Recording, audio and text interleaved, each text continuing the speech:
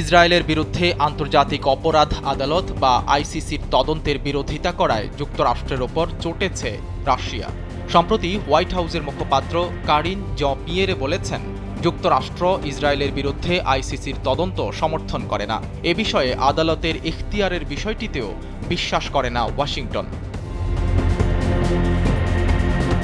তবে এর আগে গত বছর মার্কিন প্রেসিডেন্ট জো বাইডেন বলেছিলেন, পুতিনের বিরুদ্ধে আইসিসির গ্রেফতারি পরোয়ানা জারির বিষয়টি ছিল ন্যায়সঙ্গত। ওই সময় ইউক্রেনে কথিত রুশ যুদ্ধাপরাধের বিবরণও আইসিসির কাছে তুলে ধরে যুক্তরাষ্ট্র।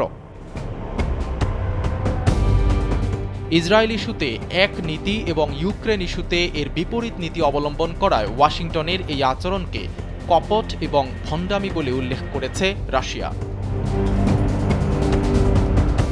গত বছরের ৭ অক্টোবর ইসরায়েলে হামাসের হামলা এবং ৭ মাস ধরে গাজায় ইসরায়েলি বাহিনীর পাল্টা হামলার বিষয়টি তদন্ত করছে আইসিসি।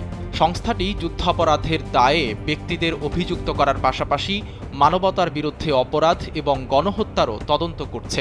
যুক্তরাষ্ট্র ইসরায়েলের বিরুদ্ধে আইসিসির তদন্ত সমর্থন করে না বলে বিবৃতি দেওয়ার পরপরই পাল্টা বিবৃতি দিয়েছে রাশিয়া। রুশ পররাষ্ট্র মন্ত্রণালয়ের মুখপাত্র মারিয়া জাখারোভা বলেছেন, রাশিয়ার প্রেসিডেন্টের বিরুদ্ধে আইসিসির দেয়া গ্রেফতারি পরোয়ানা পুরোপুরি সমর্থন করে যুক্তরাষ্ট্র, কিন্তু তারা এখন তাদের সঙ্গে সংশ্লিষ্ট অর্থাৎ ইসরায়েলের বিরুদ্ধে আইসিসির তদন্তের বৈধতা স্বীকার করতে চায় না। যুক্তরাষ্ট্রের এমন অবস্থান কপটতা এবং ভণ্ডামি।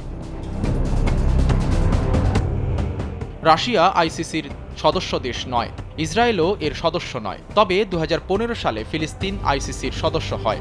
গত শুক্রবার ইসরায়েলের প্রধানমন্ত্রী বেনিয়ামিন নেতানিয়াহু বলেছেন, আইসিসির কোনো সিদ্ধান্ত ইসরায়েলের কার্যক্রমের ওপর প্রভাব ফেলবে না, কিন্তু বিপজ্জনক একটি উদাহরণ তৈরি করবে।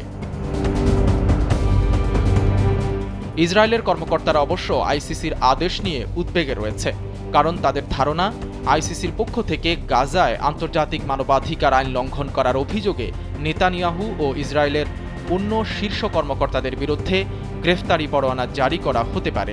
একই সঙ্গে হামাস নেতাদের বিরুদ্ধেও এই পদক্ষেপ নেওয়া হতে পারে।